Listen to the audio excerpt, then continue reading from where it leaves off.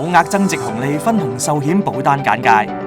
AXA 安盛明白每位客戶都有自己嘅理財需要，所以我哋推出一系列分紅壽險計劃。呢條短片主要係介紹提供保額增值紅利及中期紅利嘅分紅壽險計劃。保證利益，你嘅保單具有保證利益，例如喺特定保單年度起，你嘅保單會享有保證現金價值。呢個保證現金價值將會喺保單年期內不斷累積，並唔會受市場表現影響。非保證紅利，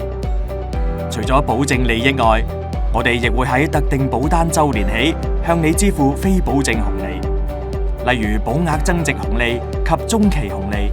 以進一步提高保單嘅增長潛力。保額增值紅利會每年宣派至你嘅分紅壽險保單，紅利嘅面值係非保證，但一經宣派即會成為保證，唔會俾我哋收回，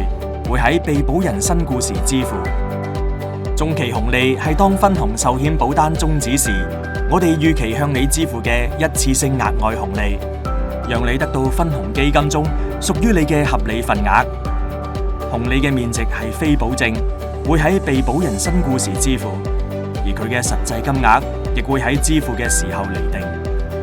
而保額增值紅利及中期紅利嘅現金價值係非保證，喺保單退保或期滿時支付，而佢嘅實際金額亦會喺支付嘅時候釐定。你亦可以喺已宣派嘅保額增值紅利及中期紅利嘅現金價值中提取額外現金，去應對人生不同階段嘅財務需要。申請提取保額增值紅利需經本公司批核。提取保額增值紅利會減少保單嘅價值。不同計劃嘅紅利結構各有不同，我哋會根據你所選擇嘅分紅壽險保單分配你應得嘅紅利。喺釐定你嘅紅利時，我哋亦會考慮過去嘅表現同未來前景，而呢啲因素可能會對你嘅紅利有顯著影響。分紅基金，當你投保分紅壽險保單時，你同其他保單持有人喺分紅壽險保單下所繳交嘅保費，將會喺該分紅壽險計劃下匯集成一個分紅基金。呢個分紅基金由專業團隊進行投資，以確保保單承諾嘅保證利益能夠實現，同時喺中期至長期帶嚟具競爭力及穩定嘅非保證回報。緩和調整，同大部分投資一樣，市場波動會影響分紅基金嘅表現，價值可能喺幾日內驟升驟跌，所以為咗令分派俾你嘅紅利保持穩定性，當我哋釐定紅利時，會進行緩和調整，以緩和一啲短期波幅，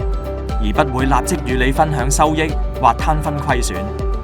咁樣，當市場逆轉時，我哋就可以利用以保留緩和調整所得嘅收益，為你提供穩定紅利。由於你嘅保單會同其他類似嘅保單匯集，若你嘅保單所屬組別內嘅保單特性出現變動，你嘅紅利亦可能隨之改變。基於呢幾個情況，